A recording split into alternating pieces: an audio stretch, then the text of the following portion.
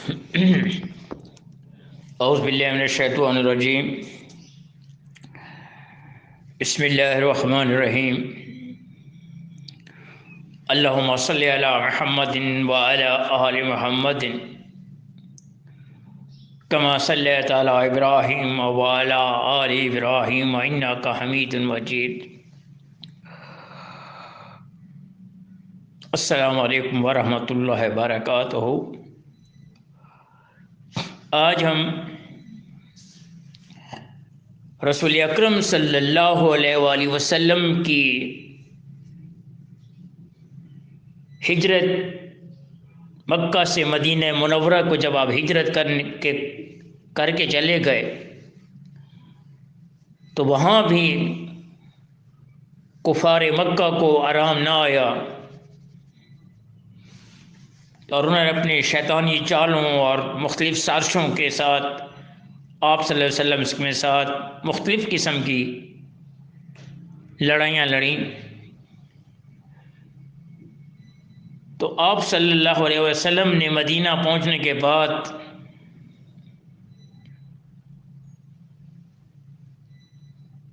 ستائیس غزوات میں آپ نے حصہ لیا تھا، جن میں 3 غزوات انتہائی اہم ہیں اور آپ کے کورس میں میں نے رکھے ہوئے ہیں۔ تو یہ جہاد کی ابتدا کیسے اور کفر اسلام کے ساتھ جو مارکے ہوئے تھے ان کے بارے میں یہ ہے کہ مدینہ منورہ میں رسول اکرم صلی اللہ علیہ وآلہ وسلم کی فتح مندیوں اور کامرانیوں کو دیکھ کر مشرکین قریش کو معلوم ہوا کہ ہجرت کے بعد مسلمانوں کی ترقی و اقتدار کا نیا روشن دور شروع ہونے والا ہے، کیونکہ مسلمانوں کو مقام امن و امان اور اسلام کو مرکز تبلیغ و تنظیم مل گیا ہے۔ اس لیے ہجرت نے دشمنان اسلام کے جذبہ انتقام کے لیے تازیانے کا کام کیا۔ انہوں نے مسلمانوں کی جائیداد اموال کو ضبط کر کے مدینہ کے یہودیوں اور منافقوں کو یہ دھمکی دی کہ رسول اکرم صلی اللہ علیہ وسلم اور ان کے ساتھیوں کو اپنے ہاں سے نکال دیں ورنہ ہم مدینہ پر چڑھائی کر دیں گے۔ ادھر کفار نے مدینہ پر چڑھائی کرنے کے منصوبے تیار کر لیے اور ادھر حضور اکرم صلی اللہ علیہ وآلہ وسلم کو دفاع نفس اور تامین عقیدہ کی خاطر جوابی کارروائی کی آسمانی اجازت میں مل گئے تھے۔ چنانچہ 2 ہجری 624 سے 11 ہجری 632 تک حضور اکرم صلی اللہ علیہ وآلہ وسلم نے اپنی پوری مدنی زندگی میں 29 جنگوں میں بنفس نفیس شرکت کی اور 53 ایسی جنگیں دیں جہاں آپ نے فوجی دستے روانہ کر کے اسلامی ریاست کی حفاظت و استحکام کا سامان کیا۔ کفر و اسلام کے ان مارکوں میں جو چیز مشہور ہے، یعنی ان کے ساتھ کفار مکہ کے ساتھ جب دیگر کفار یہودیوں اور نصرانیوں کے ساتھ، تو جس میں رسول اکرم صلی اللہ علیہ وسلم نے خود بنفس نفیس شرکت کی، اس کو تو ہم غزوات کا نام دیتے ہیں۔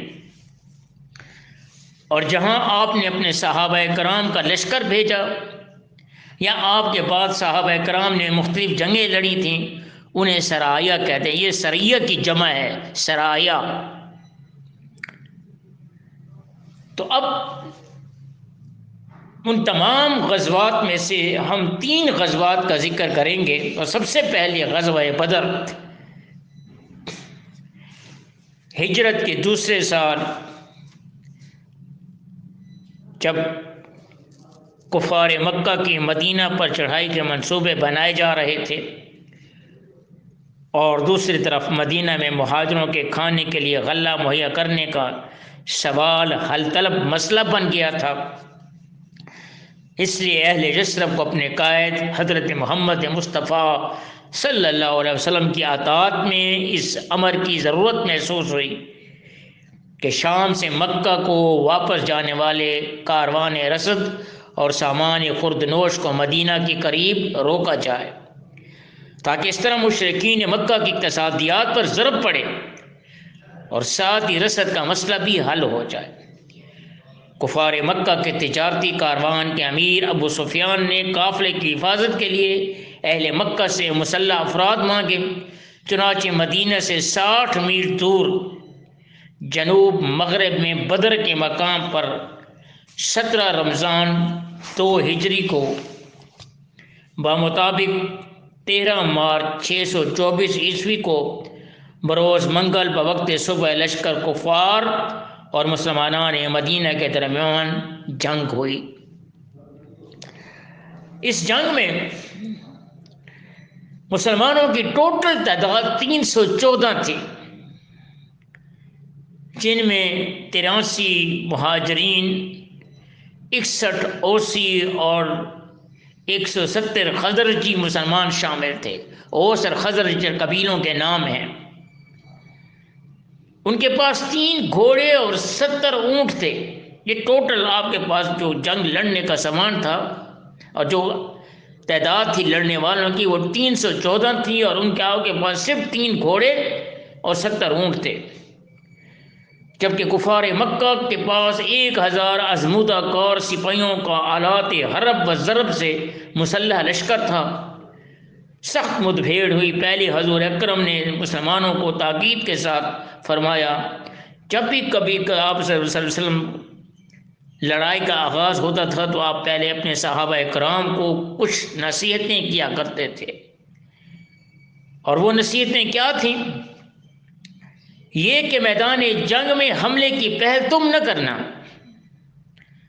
ذاتی دشمنی کا انتقامی جذبہ پیدا نہ ہونے دیں، جو لوگ جنگ میں حصہ نہ لیں ان پر ہتھیار نہ اٹھانا، بوڑھوں، عورتوں اور بچوں کو کسی قسم کی تکلیف نہ پہنچانا۔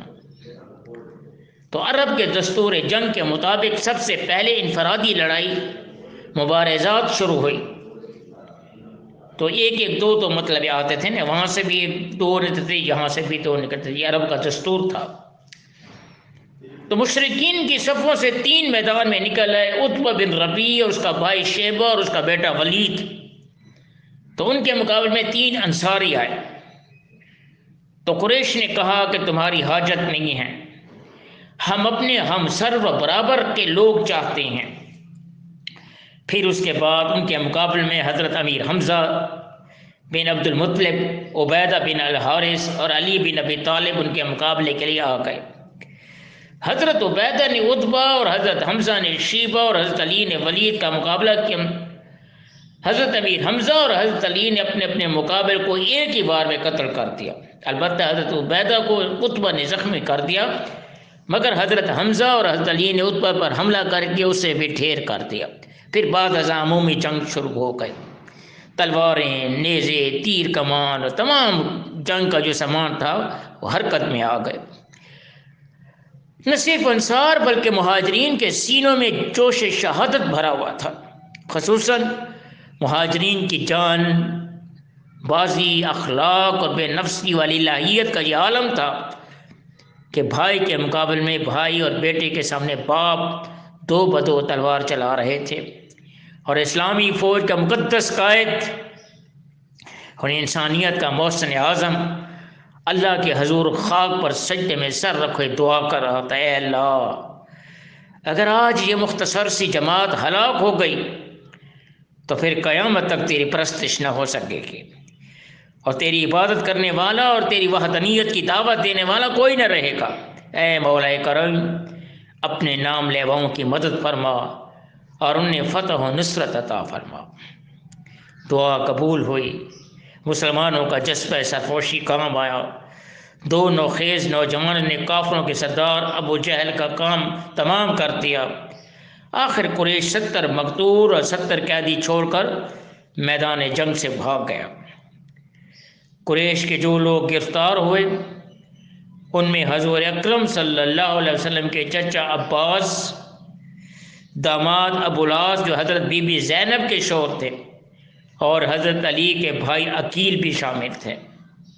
بہرحال اس غزوہ سے مسلمانوں کی ہمت بہت بڑھ گئی، اور اس کامیابی کی وجہ سے عرب کے دوسرے قبائل پر بھی اسلام اور محمد مصطفیٰ صلی اللہ علیہ وسلم کا رعب بیٹھ گیا۔ پھر قیدیوں سے فدیہ اور مال غنیمت کے حصول نے مسلمانوں کی اقتصادی حالت کو بہتر بنا دیا۔ تو اس جنگ میں مسلمانوں کے صرف 14 افراد شہید ہوئے، اور اللہ پاک نے اس لڑائی کو یوم الفرقان یعنی فیصلہ کن لڑائی کا لقب دیا۔ اب آپ قرآن پاک اٹھائیں اور قرآن پاک کی 2 مختلف آیتوں میں 2 مقامات کا ذکر ان ناموں سے کیا گیا ہے، یعنی غزوہ بدر کو یوم الفرقان کہا گیا ہے، اور فتح صلح حدیبیہ کو فتح مبین قرار دیا گیا ہے۔ یہ قرآن پاک میں یہ الفاظ کے ساتھ کہ جب غزوہ بدر کا جب ذکر آیا ہے تو یوم الفرقان کہا گیا ہے، اور جب صلح حدیبیہ کا ذکر ہے تو فتح مبین کہا گیا ہے۔ اب ایک اور غزوہ شروع ہوئی، اور وہ یہ غزوہ بھی اگلے سال یعنی 2 ہجری کے بعد 3 ہجری کو دوبارہ یہ غزوہ ہوئی تھی، کیونکہ عرب کے کفار مکہ جو شکست کے زخم اٹھا کر جب وہ گئے تو ان کو آرام نہیں آتا تھا، ان کا سکون ختم ہو گیا تھا، اور اپنے انتقام میں کے لیے بڑے سخت بے چین اور مضطرب تھے، اور اس طرح وہ اپنی شکست کا بدلہ لینے کے لیے وہ پھر تیاری کرنے لگے۔ تو قریش مکہ نے ابو سفیان کی سرکردگی میں اگلے سال یعنی 3 ہجری 14 شوال جمعہ کے دن بمطابق 19 مارچ 625 کو مدینے کے شمال میں 3 میل کے فاصلے پر واقع احد پہاڑی کے دامن میں 3000 مسلح فوجیوں کے ساتھ مسلمانوں پر حملہ کرنے کے لیے پڑاؤ ڈال دیا۔ یہ غزوہ احد کا ذکر کیا جا رہا ہے۔ ان کے ساتھ 200 گھوڑوں پر مشتمل ایک گھوڑ سوار دستہ بھی تھا۔ ان کے دائیں حصے پر خالد بن ولید اور بائیں پر اکرمہ بن ابی جہل متعین تھے۔ ان کے مقابلے کے لیے مدینہ سے 1000 آدمی نکلے، مگر تھوڑی دیر دور چلنے کے بعد رئیس المنافقین عبداللہ بن ابی اپنے 300 ساتھیوں کے ساتھ مدینے واپس ہو گیا۔ تو جو میں نے پہلے ذکر کیا تھا کہ عبداللہ بن ابی بہت بڑا منافق تھا، اور اس نے اپنی منافقت کا ہر جگہ پر استعمال کیا مسلمانوں کے خلاف۔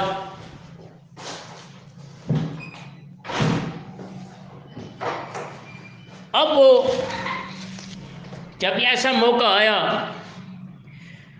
تو اپنے وہ 300 ساتھیوں کو لے کر واپس شہر کی طرف روانہ ہو گیا تھا۔ تو اب ہمارے پاس مسلمانوں کے پاس ٹوٹل 700 بندے رہ گئے تھے، جن میں سے 100 زیرہ پوش تھے۔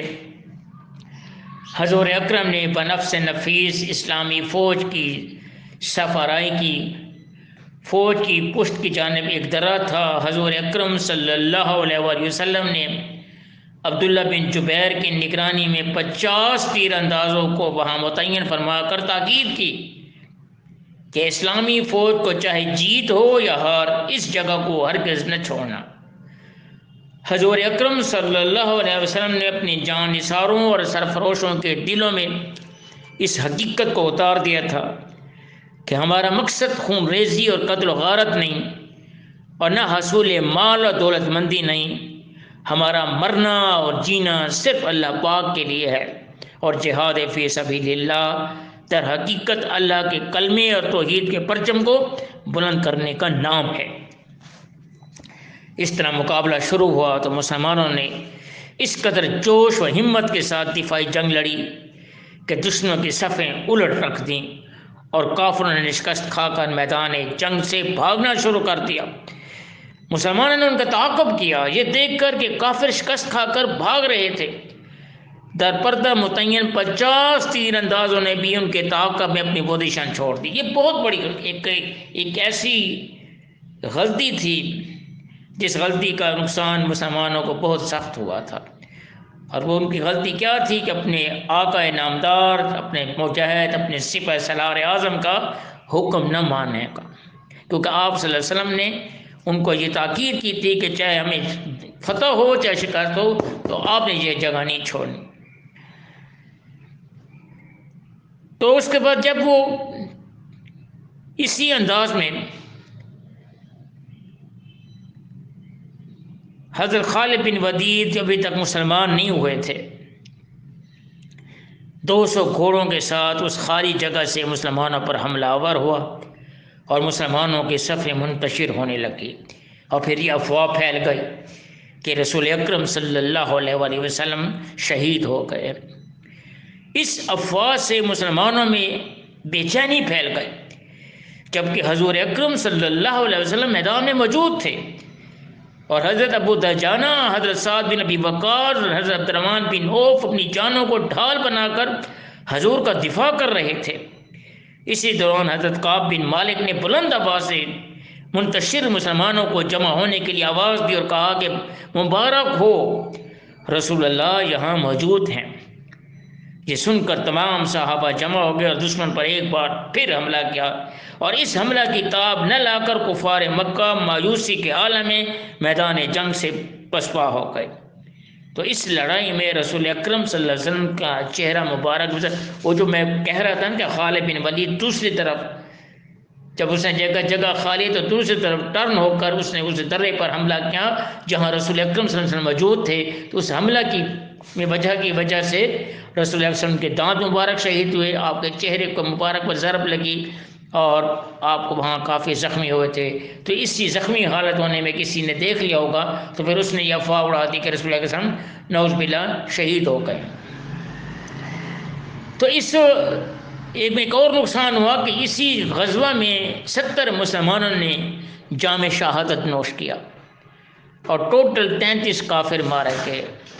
ابو سفیان کی بیوی نے نہایت بے دردی سے حضرت امیر حمزہ رضی اللہ عنہ کا کلیجہ نکال کر کچا چبا لیا، اور غزوہ احد میں مسلمان خواتین نے زخمیوں کی مرہم پٹی کرنے اور انہیں پانی پلانے کی خدمات سر انجام دیں، بلکہ انیسہ بنت کعب انصاریہ جس نے بیعت عقبہ میں حضور اکرم کی جان بچانے کا وعدہ کیا تھا، جب مسلمانوں کی شکست کے آثار دیکھ لیے تو خود تلوار لے کر حضور کے پہلو میں کھڑی ہو گئی اور مشرکین مکہ پر خوب حملے کیے۔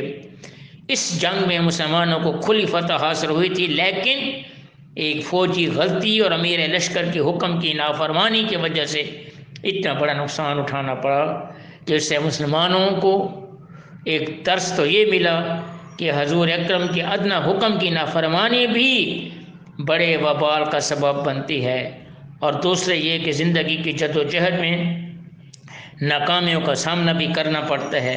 اس لیے مصیبتوں کے ہجوم میں نا امید ہونے کے بجائے اطاعت رسول اور جہاد فی سبیل اللہ کے لیے کوششیں مزید تیز کرنی چاہیے۔ تو جو 70 افراد شہید ہوئے تھے ان میں حضرت امیر حمزہ اور حضرت مصعب بن عمیر۔ تو میں اس مصعب بن عمیر کے بارے میں تھوڑا سا آپ کو بتاؤں کہ مصعب بن عمیر کہ جب تدفین کی جا رہی تھی تو حضور اکرم صلی اللہ علیہ وسلم کے آنکھوں سے آنسو جاری ہو گئے تھے، تو آپ نے سر اٹھا کر صحابہ کی طرف دیکھ کر کہا کہ یہ وہ مصعب ہے کہ زمانے جب وہ مسلمان نہیں ہوا تھا تو مصعب ایک ایسا گھر کا نوجوان خوبصورت جوان تھا، اور مصعب ایک امیر باپ کا بیٹا بھی تھا، بڑا لاڈلا بڑا خوبصورت۔ تو مصعب ایسے کپڑے پہنتا جس پر پورے مکہ میں کوئی اسی طرح کپڑے نہیں پہنتا تھا، بڑے خوبصورت ریشمی کپڑے، اللہ نے اس کو شکل بھی دی تھی، پھر وہ کپڑے اس طرح شاندار پہنتا تھا۔ پھر اس کے بعد مصعب ایسی خوشبو لگاتا تھا کہ اس کی خوشبو کی مہک ایسی تھی کہ جب وہ کسی گلی سے گزرتا تو گھروں میں بیٹھنے والی خواتین کو پتہ چل جاتا کہ مصعب گزر رہا ہے، تو اس کی اشتیاق میں وہ دیواروں کے ذہن کو جھانکنے کی کوشش کرتی تھی مصعب بن عمیر کو۔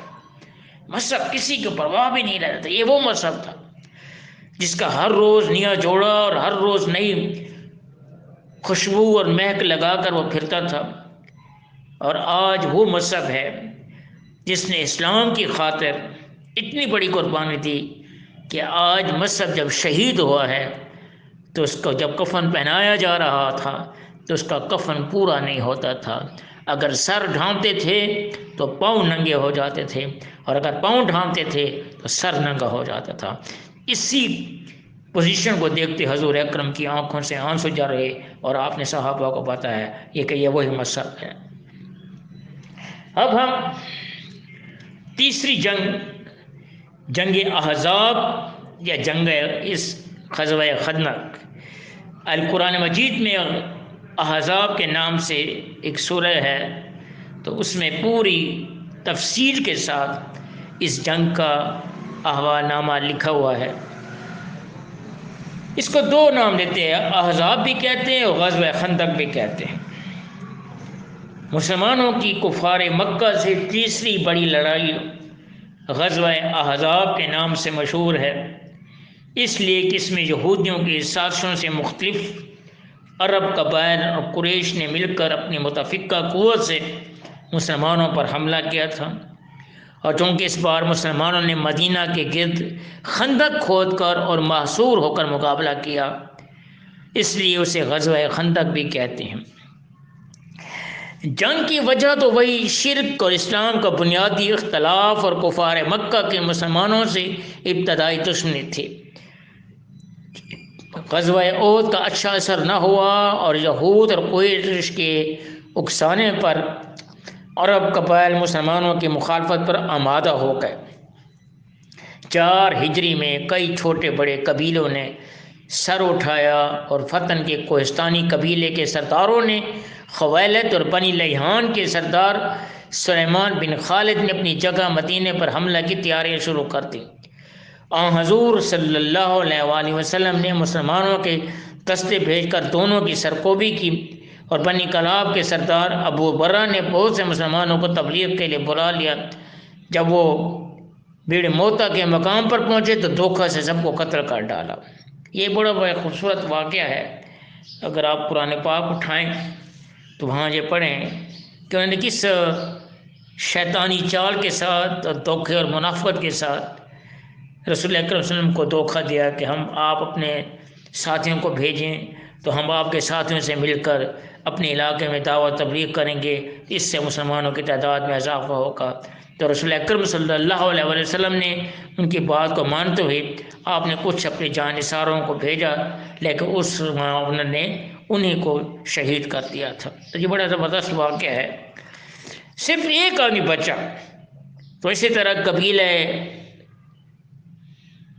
افضل اور کارا کے چند شخصوں نے 10 مسلمان مبلغوں کو بلا کر 8 کو قتل کر دیا، اور 2 کو مشرکین کے ہاتھوں فروخت کر دیا، جو ان کے ہاتھوں قتل ہوئے۔ اور اس کے اگلے سال 5 ہجری میں بھی اس قسم کے واقعات پیش آئے۔ تو شروع سال میں انمار اور سلبہ کے قبیلوں نے مدینہ پر حملہ کرنا چاہا۔ حضرت صلی اللہ علیہ وآلہ وسلم 400 صحابہ کو لے کر مقام ذات الرقاع تک تشریف لے گئے، لیکن دشمن بھاگ گئے۔ 2 ماہ کے بعد معلوم ہوا کہ دمت الجندل کے مقام پر کفار کا ایک اور اجتماع ہو رہا ہے۔ حضور اکرم صلی اللہ علیہ وسلم پھر 1000 فوج کے ساتھ نکلے تو یہ بھی بھاگ گئے۔ اس کے 4 ماہ بعد قبیلہ خزاع کی شارخ بنی مستلق نے بھی ایسا ہی ناپاک ارادہ کیا۔ یہ لوگ مدینہ سے تھوڑی دور مرسی کے مقام پر آباد تھے۔ ان کا رئیس حارث مدینہ پر حملہ کے لیے بے چین تھا۔ حضرت صلی اللہ علیہ وسلم مقابلہ کے لیے نکلے، اس کی قبیلہ نے جنگ کی مگر شکست کھائی۔ دشمن کے 10 آدمی مقتول اور 600 کے قریب گرفتار ہوئے، اور مال غنیمت بھی بہت سا ملا۔ قبائل کی اس خطرناک شورش میں یہود کا خاصا حصہ تھا، اور غزوہ بدر کے بعد حضرت صلی اللہ علیہ وسلم نے بنی کنقاع کے یہودی قبیلہ کو عہد شکنی اور سرکشی کی بنا پر مدینہ سے نکال دیا تھا، اور غزوہ احد کے بعد خود حضور اکرم صلی اللہ علیہ وسلم کو بنی نذیر نے ہلاک کر دینے کی سازش کی تھی۔ مسلمانوں نے ان کی اہم مخالفتوں کی بنا پر ان کا بھی محاصرہ کیا اور 15 دن کے بعد انہیں جلا وطن ہونے پر مجبور کیا گیا۔ چنانچہ وہ مدینہ چھوڑ کر خیبر میں آباد ہوئے۔ یہاں پہنچے انہوں نے بہت بڑی سازشوں کا آغاز کیا اور ان کے چند سردار قریش مکہ کے پاس پہنچے اور انہیں آمادہ کیا کہ متفق ہو کر مسلمانوں کو خاتمہ کرے۔ قریش نے موقع کو غنیمت جانا اور غزوہ احد کے بعد انہوں نے اگلے سال مسلمانوں سے بدر کے میدان میں نبرد آزمائی کا وعدہ کیا تھا۔ مسلمان وعدے پر پہنچ گئے لیکن قریش کے نہ آنے کی وجہ سے وہ واپس لوٹ گئے۔ کفار کے نزدیک اسلام کو مٹانے کا بہترین وقت تھا۔ قریش سے اتحاد کر کے جلا وطن یہودی قبیلہ بنی غطفان کے پاس پہنچے اور انہیں ہر سال خیبر کے مالیات کا نصف حصہ ادا کرنے کا وعدہ کیا۔ وہ فوراً مدد کے لیے راضی ہو گئے، تو ان کی وجہ سے قبیلہ بنو اسد بھی ساتھ مل گئے۔ یہ وہ سازشیں ہیں، یہ وہ شورشیں ہیں، یہ وہ مختلف قسم کے منافقت ہے جو انہوں نے مسلمانوں سے جو زخم کھائے تھے اور مسلمانوں کی دعوت تبلیغ سے وہ منحرف ہو گئے تھے، تو پھر انہوں نے قریش مکہ کے ساتھ مل کر مختلف جگہوں پر انہوں نے سازشیں شروع کر دیں۔ پھر ایک مخصوص جتھا اکٹھا ہو گیا جو مسلمانوں کے مقابلے میں پھر غزوہ خندق پہنچے تھے، تو یہ ان کو ڈیٹیل میں بتا رہا ہوں۔ پھر فرق اس طرح یہود کی شرارت سے قبائل اور قریش کا بہت بڑا لشکر جن کی تعداد 10,000 سے 24,000 تک بتلائی جاتی ہے، ابو سفیان کی سرداری میں مدینہ پر حملہ آور ہوا۔ حضرت صلی اللہ علیہ وسلم نے اس دفعہ کھلے میدان میں نکل کر لڑنا مصلحت نہ سمجھا، بلکہ مناسب جانا کہ فوج کو محفوظ جگہ اکٹھا کر کے شہر کے گرد خندق کھودی جائے۔ مدینہ کی 3 جانب تو مکانات اور نخلستان کی پناہ تھی، شام کی طرف کا راستہ زیادہ کھلا تھا، چنانچہ خندق کی کھدائی ادھر سے شروع کی گئی۔ 3,000 جفا کش مسلمانوں نے تقریباً 20 دن میں 5-5 گز طویل خندق کی کھدائی مکمل کر لی۔ حضور اکرم صلی اللہ علیہ وآلہ وسلم اس موقع پر بنفس نفیس دوسرے صحابہ کے ساتھ مل کر کام کرتے اور صحابہ رضوان اللہ اجمعین کا حوصلہ بڑھاتے تھے۔ اس آڑے وقت میں جس چیز نے مسلمانوں کو سب سے زیادہ پریشان کیا وہ مدینہ کے باقی ماندہ یہودیوں کی بدعہدی اور دغا بازی تھی۔ ان کے 2 قبیلے بنی قینقاع اور بنی نذیر تو جلا وطن ہو چکے تھے، تیسرا قبیلہ بنی قریظہ بھی ابھی تک مدینہ ہی میں تھا، کیونکہ انہوں نے حضور صلی اللہ علیہ وسلم سے معاہدہ کی تجدید کر لی تھی۔ مسلمانوں کو یقین تھا کہ وہ کم از کم جنگ کے دوران اپنے عہد پر قائم رہیں گے، لیکن مدد و درکنار وہ بنی نذیر کے سردار حی بن اخطب کے افسانے پر حملہ آوروں سے مل گئے۔ پڑوسی ہو کر معاہدہ کے خلاف ورزی انتہائی خطرناک تھی، تو اس وجہ سے مسلمان نہایت مضطرب تھے۔ 1 ماہ تک محاصرہ نہایت شدت سے جاری رہا۔ مسلمانوں نے مسلسل فاقہ کشی کی وجہ سے پیٹ پر پتھر باندھ کر وقت گزارا اور دشمن خندق کے پار سے پتھر اور تیر برساتے رہے، لیکن بے سود تنگ آ کر انہوں نے ایک جگہ جہاں سے خندق کم چوڑی تھی عام حملہ کر دیا۔ مسلمانوں نے نہایت جان بازی سے مقابلہ کیا اور جتنے لوگوں نے خندق پار کرنے کی کوشش کی سب کو تلوار کے گھاٹ اتار دیا۔ دن بھر لڑائی ہوتی رہی لیکن نتیجہ کچھ نہ نکلا۔ بنی قریظہ کے یہودیوں نے اس قلعہ پر حملہ کرنا چاہا جہاں مسلمانوں کے بچے اور عورتیں محفوظ تھیں۔ ایک نابکار سراغ لگاتے قلعہ کے پھاٹک تک پہنچ گیا، لیکن حضور اکرم صلی اللہ علیہ وآلہ وسلم کی پھوپھی حضرت صفیہ نے اوپر سے پتھر مار کر اس کا کام تمام کر دیا اور سر کاٹ کر یہودیوں کے جمگٹے کی طرف پھینک دیا تاکہ انہیں یقین ہو جائے کہ اس طرف بھی مسلمانوں کی فوج متعین ہے۔ چنانچہ اس کے بعد کسی کو ادھر جانے کی ہمت نہ ہوئی۔ جو محاصرہ طول پکڑتا گیا مسلمانوں کے نسبت کفار کی تکلیف بڑھتی گئی۔ اتنی بڑی فوج کے لیے سامان رسد مہیا کرنا آسان کام نہ تھا۔ اپنے گھروں سے یہ لوگ تقریباً 200 میل دور بیٹھے تھے۔ مزید برآں تاکید عزتی نے مسلمانوں کو پھر نوازا۔ باوجود سخت سردی کے اس قدر زور کی آندھی چلی کہ دشمن کے خیموں کی تنابیں ٹوٹ گئیں اور خوراک کے دیگچے اور برتن الٹ گئے۔ مسلمانوں کی اس ناسگاری کا اثر نہایت حوصلہ شکن ہوا۔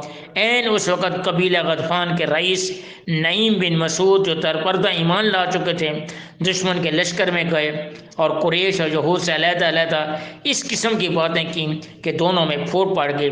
بالآخر جب لشکر ابو سفیان سے بدظن ہونے لگے تو اس بات پر راضی ہوا کہ ہر روز ایک نیا سردار سارے لشکر کی کمان سنبھالے، لیکن اس اقدام سے ان کی باہمی منافقت اور بھی بڑھ گئی۔ تنگ آ کر ابو سفیان نے فوج سے کہا کہ ہم یہاں اپنے گھروں سے باہر پڑے ہیں اور سامان رسد ختم ہو چکے ہیں، آدمی اور جانور سب تباہ حال ہو رہے ہیں، موسم ناخوشگوار ہے اور آندھیوں کی وجہ سے آگ جلانا اور کھانا پکانا محال ہے، یہود نے ساتھ چھوڑ دیا ہے، لہٰذا ان حالات میں محاصرہ بیکار ہے۔ یہ کہہ کر اپنے ہمراہیوں میں سمیت چلا گیا اور بنی غطفان بھی چلے گئے اور یہود اپنے قلعوں میں گھس گئے۔ اس طرح یہ بلا مسلمانوں کے سر سے ٹل گئی۔ اس غیبی امداد کا ذکر اللہ پاک نے قرآن پاک میں ان الفاظ میں کیا ہے: مسلمانوں، خدا کے اس احسان کو یاد رکھو کہ جب تم پر فوجیں آ پڑی تھیں تو ہم نے ان پر آندھی بھیجی اور ایسی فوجیں بھیجی فرشتے کہ تم کو دکھائی نہیں دیتے تھے۔ اللہ پاک نے ان کافروں کا غصہ میں بھرا ہوا نامراد واپس کیا اور اللہ پاک مومنوں کی جانب سے لڑائی کے معاملے میں کافی ہوا، یعنی مسلمانوں کے لڑنے کی نوبت نہ آئی۔ سورہ احزاب کی یہ آیات کا ترجمہ تھا۔ مشرکین کی مدینہ پر حملہ کر کے مسلمانوں کو نکالنے اور نیست و نابود کرنے کی یہ آخری کوشش بھی تھی جو ریگان گئی۔ اس کے بعد ان کے حوصلے پست ہو گئے اور اسلام کا زور یہاں تک بڑھا کہ مسلمانوں نے جا کر مکہ کو فتح کیا تھا۔ تو یہاں غزوہ احزاب میں ایک دو امپارٹنٹ نکات ہیں جو میں آپ کو بتانا چاہتا ہوں۔ ایک نقطہ تو یہ تھا کہ اس خندق کی کھدائی میں کا مین کردار کون تھا۔ تو حضرت سلیمان فارسی رضی اللہ تعالیٰ عنہ یہ فارس سے آئے ہوئے تھے، مسلمان ہوئے تھے، تو ان کا نہ کوئی گھر تھا نہ گھاٹ تھا، تو انہوں نے یہ اپنا آئیڈیا پیش کیا تھا خندق کا۔ تو رسول اکرم صلی اللہ علیہ وسلم کو ان کا یہ آئیڈیا بڑا پسند آیا۔ اب خندق جب کھودنے کا وقت آیا تو پھر آپ صلی اللہ علیہ وسلم نے دو حصے بنائے، مطلب کچھ صحابہ اس طرف تھے اور کچھ صحابہ اس طرف تھے، دو تین آدمیوں کی ذمہ داری یہ تھی کہ آپ اس طرح کا یہ کام کریں گے، فلانا یہ وقت کریں، اپنا ٹائم لگایا۔ اب سارے تقسیم ہو گئے تھے، اب صرف حضرت سلیمان بن فارسی اکیلا رہ گیا تھا، نہ وہ انصار کی طرف سے تھا نہ وہ مہاجرین کی طرف سے تھا۔ تو کوشش یہ تھی دونوں گروہوں کی کہ حضرت سلیمان فارسی ہماری طرف سے، انصار کی خواہش تھی کہ حضرت سلیمان فارسی ہمارے طرف سے ہو، اور مہاجرین کی خواہش تھی کہ حضرت سلیمان ہماری طرف سے، کیونکہ بڑا جبی اور کری اور بڑا دانشمند انسان تھا، تو ان کو جو یہ سوچا کہ ہمارے طرف سے ہوگا، جو ہمیں یہ فائدہ ہوگا کہ خندق کی کھدائی میں ہمیں آسانی ہوگی۔ تو جب حضور صلی اللہ علیہ وسلم کو اس بات کا پتہ چلا تو آپ نے آ کر ان دو گروہوں کے سامنے اعلان کیا کہ آپ آپس میں ناراض نہ ہوں، حضرت سلیمان فارسی آج سے میرے گھر کی طرف سے، یعنی رسول اکرم نے حضرت سلیمان فارسی کو اتنی بڑی سعادت دی کہ اپنے گھر کا فرد سمجھا، اور اس سے بڑی سعادت ملنے کا حضرت سلیمان فارسی کا چہرہ چمکنے لگا تھا۔ تو اللہ اہل بیت میں سے حضرت سلیمان فارسی کا شمار ہونے لگا ہے، تو یہ بہت بڑی سعادت ہے۔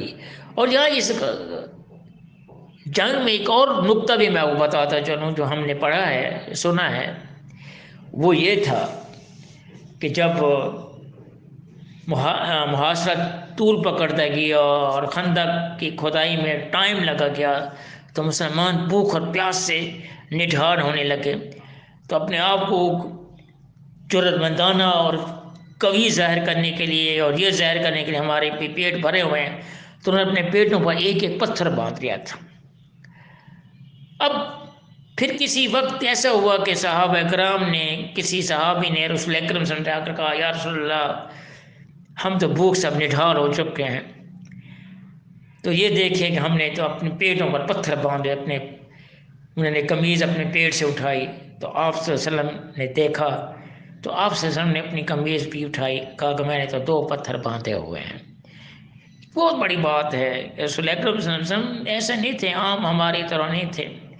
تو اس سے دیکھ کر صحابہ کرام کے اندر ایک اور جذبہ پیدا ہوا کہ اچھا ہم تو صرف 1 پتھر باندھتے، رسول اکرم نے 2 پتھر باندھے ہوئے تھے۔ تو اس غزوے میں بہت زبردست ہے، یہ قرآن پاک میں آپ اس کو تفسیر کے ساتھ پڑھیں تو آپ کو بہت مزہ آئے گا۔